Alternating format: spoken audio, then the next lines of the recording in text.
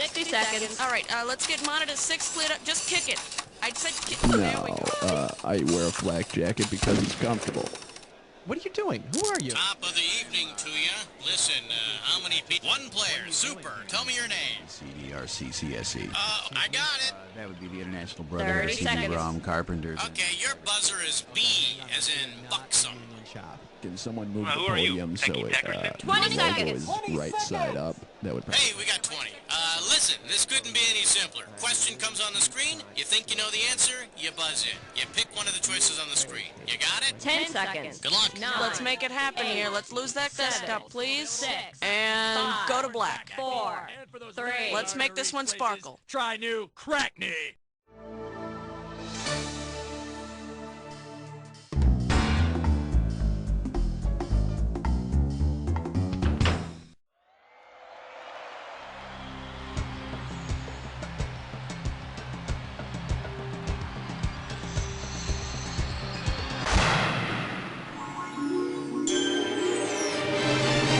It's time for the show where high culture and pop culture collide. Hey there, my name's Cookie. You have any questions at all, please feel free to keep them to yourself. Anyway, the game of solitaire. That's okay, I'm here alone too. So let's get it on. I need a category.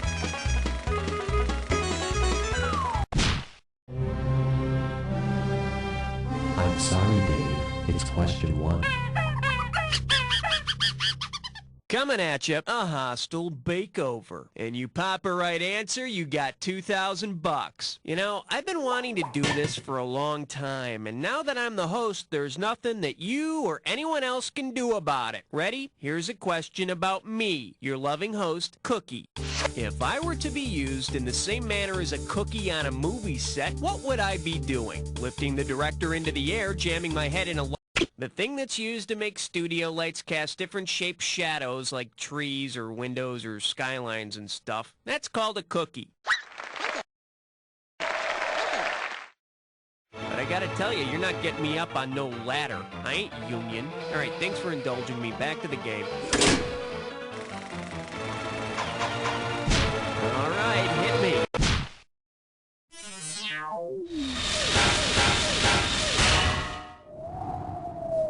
And I believe this one's called, what's a snelkin? What's a foamin'? You get this one right and it's $3,000. Let's see how you handle this one. If you combine the names of the 2 stars in the Falcon and the Snowman, what type of bird would you get? Tin hen, dead turkey, charred dove, or mad stork? What is that? The bird that delivered you as a baby? It would have been so beautiful if you'd only picked this. Timothy Hutton and Sean Penn starred in John Schlesinger's The Falcon and the Snowman. As Tin Hen, they could star in the all-poultry remake of The Wizard of Oz. Okay, pick...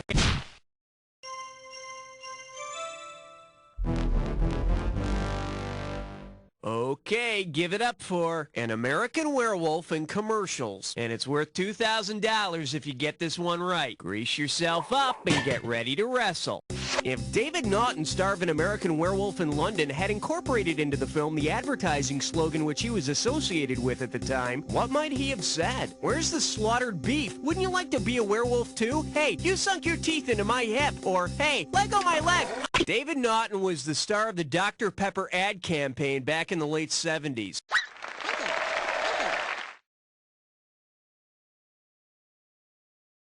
I think Dr. Pepper dropped him once the rumors started that drinking their product made you wake up naked in zoos. The thought makes me want to go pick up a case. Category. The selection is, we always knew that about her. $1,000 at stake on this one. Pull out your antenna and get ready to buzz. If Robin Williams and Jack Lemmon teamed up to reprise their famous drag roles, Robin Williams appears in drag in Mrs. Doubtfire, and Jack Lemmon appears in drag in Some Like It Hot. So, Mrs. Doubtfire likes it hot. Excuse me while I go warm up a poker for the old girl. Okay.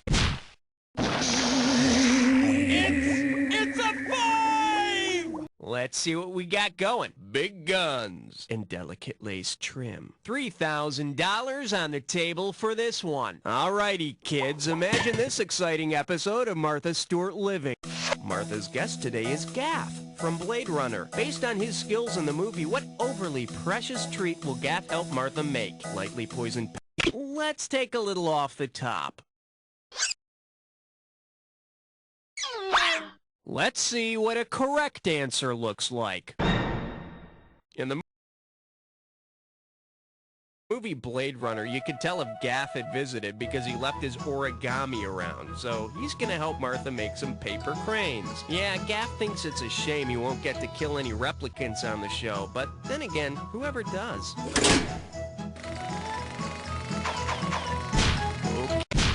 She was built like an interstate cloverleaf, made for speed with all the right curves. All I could think of was 6. I proudly present Mooning Cows. And you pocket $2,000 if you get this one. Hey diddle diddle, the cat and the fiddle. The cow jumped over the moon. And now he's stuck in orbit around the Earth. Looks like the cow is now caught between the moon and New York City. According to a certain movie's theme song, what's the best that he can do? Make the best of a bad situation, fall in love, have a drink, or keep his chin up? The theme to Arthur says it all. The best the cow can do is fall in love.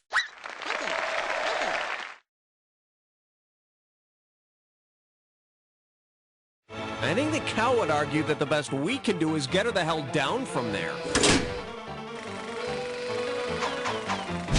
All right, hit me. Uh-oh, wet suck tit shine floor. It's time, Flora. There is no scum. One gibberish category coming up. Communist movie critics. Gonna start out with $5,000 on this one. Okay, you're gonna have about 30 seconds to solve this, but every second and a half, I'm taking away some money. Okay, see if you can tell me what children's movie title does this rhyme with? Red Mobs Pan Doom Flicks.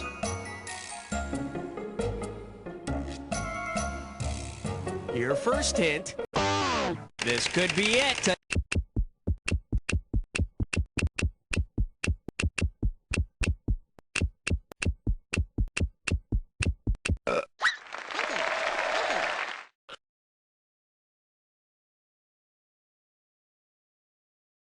Remember that scene in Bedknobs and Broomsticks where the bed starts flying? I've had a few nights like that myself. Aspirin seems to help. I need a category. Combien de grenouilles tristes y a-t-il? Wait. Here we have a constant nagging pain at the base of my skull. And we're talking 2,000 for this baby. Okay, I can't remember the name of this movie. Buzz in and type your answer if you think of what the heck it's called. It was this movie about mental patients. And these guys are trying to get to a Yankees game. Come on, you remember that dorky pledge guy from Animal House is in it. And I think the title was the same as the Olympic basketball. It's all... The movie with Stephen Furst from Animal House about the mentally ill patients who get lost in the Big Apple on their way to a Yankees game is called The Dream Team.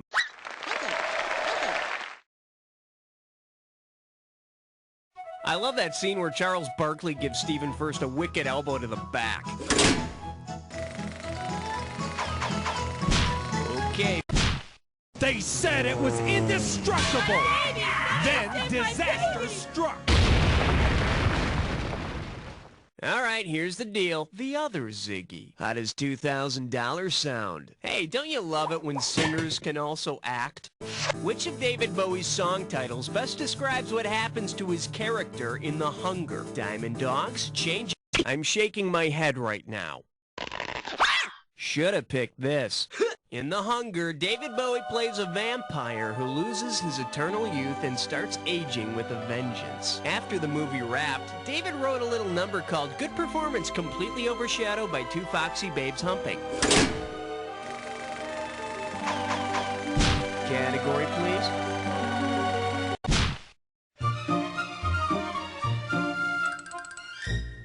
Well, Well, what do we have here? The shapes of the future. And you're playing for $3,000 cash money. All right, sci-fi geeks. Access your Star Wars and Star Trek memory files and complete this analogy. Cube is to sphere as the Borg is to the Empire, lightsaber is to phaser, Earth is to Alderaan, or Mr. Spock is to Jabba the Hutt.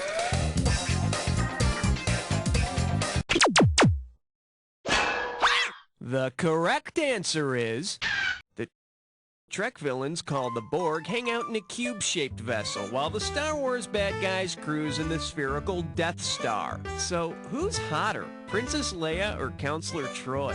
One down, round 2 to go. Let's get on it. Now remember, everything in round 2 is worth double, so heads up. Okay, I need it.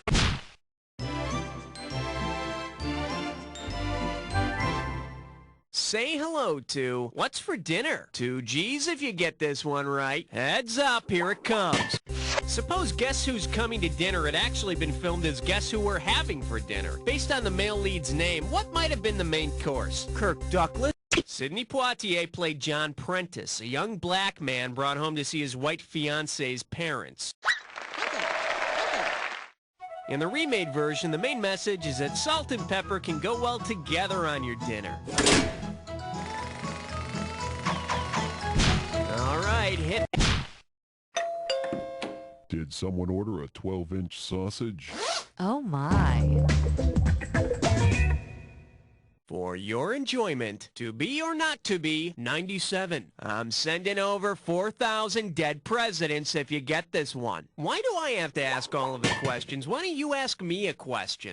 You can ask me any question that has been the title of a movie. So what question? Why you? Because you're wrong. That's why. I guess the question you're asking now is, huh? There is no movie called Where. There is also no one on my baseball team named Where. But who's on first? Why me's the pitching coach? And what's up, Doc, is the short reliever. I need a category.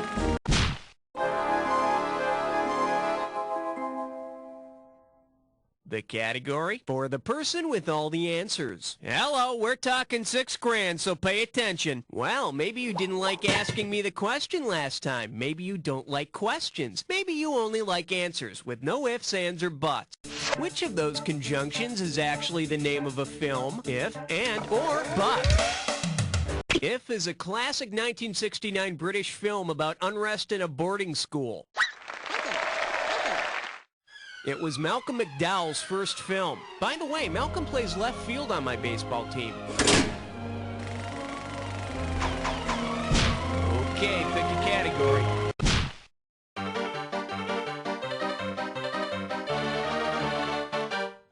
The category is, my, he's big. You give me a right answer, I give you a quick 4,000. All right, get ready to buzz in and type. You know, He-Man is a master of the universe. The blue whale is the largest animal in the world, and Barnum and Bailey's is the greatest show on Earth. So who's the biggest dog in the world? Make your... No. Did you make this mess? Bad! Bad! Digby the sheepdog is the central character in the 1973 film Digby, the Biggest Dog in the World. I hear he's so big he can stick his nose in God's crotch. All right, hit me. Hey, nice selection, 'cause you just chose yourself a big fat hunkin' question. Are you ready for the dis or dat? This dis or dat's category name is performers who go on the paper. All right, I'm gonna read 7 movie titles, and for each one you need to tell me if the characters in the title are animals or people. And okay, Maestro, if you think you know the rules, I'll go ahead and put 30 seconds on the clock. And let's go. Amos and Andrew, 2 animals or 2 people? Stanley and Iris. Milo and Otis. Dominic and Eugene. Tom and Jerry. Henry and June. Last one, Zeus and... That's all you wrote. 6 out of 7. Good day at the plate, batter. Let's check out your new average. Now, doesn't that feel better? Good. Let's move on. Okay.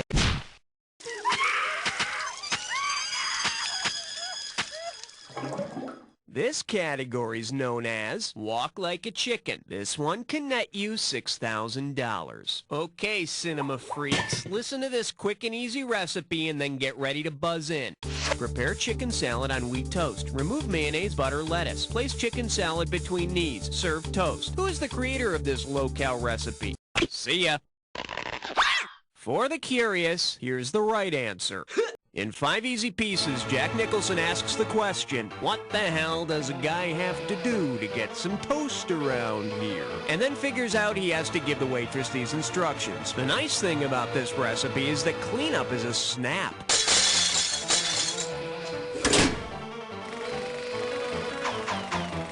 Category, please.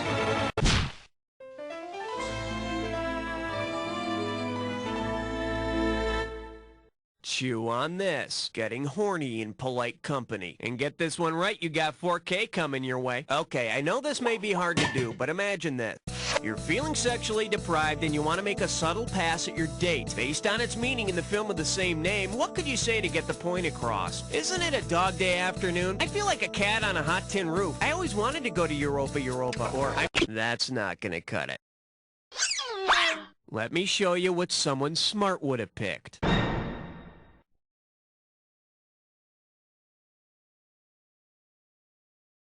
Cat on a Hot Tin Roof gets its title from Maggie's veiled speech about sexual frustration. And if that doesn't get the point across, maybe you could try, hey, how's about some sex right about now?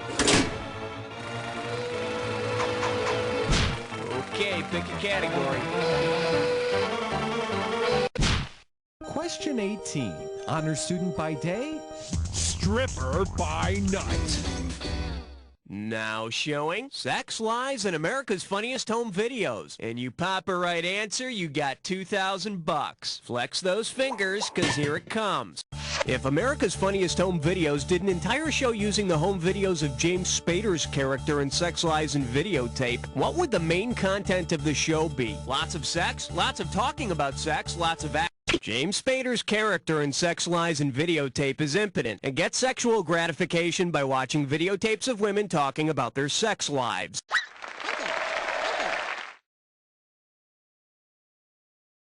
You know, basically, it would be the Howard Stern show. I need a category.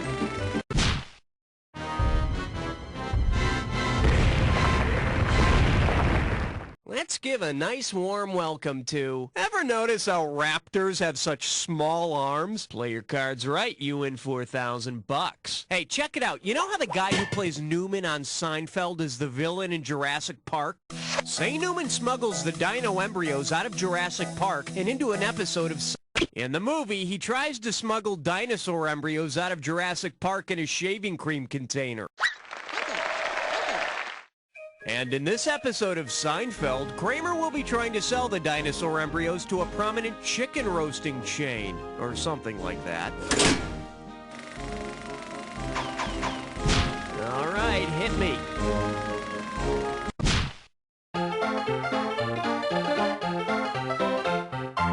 This one's called, that's easy for you to say, 6,000 big ones for a right answer. Whoa, must be tough. Get your finger out of your ear and listen up. We're going. Which of the following lists a movie about a bank heist, a movie about a noodle shop, and a movie about a bank heist? Alfie Ishtar Okefenokee, Clute Cuffs, California, Zentropa Ninochka, Oklahoma, or Rififi Tampopo Top Copy? Rififi Tampopo Top Copy. A bank heist, a noodle shop, and a bank heist.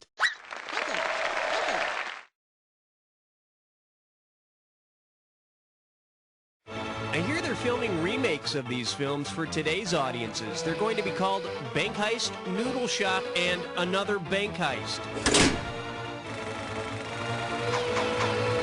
Category, please.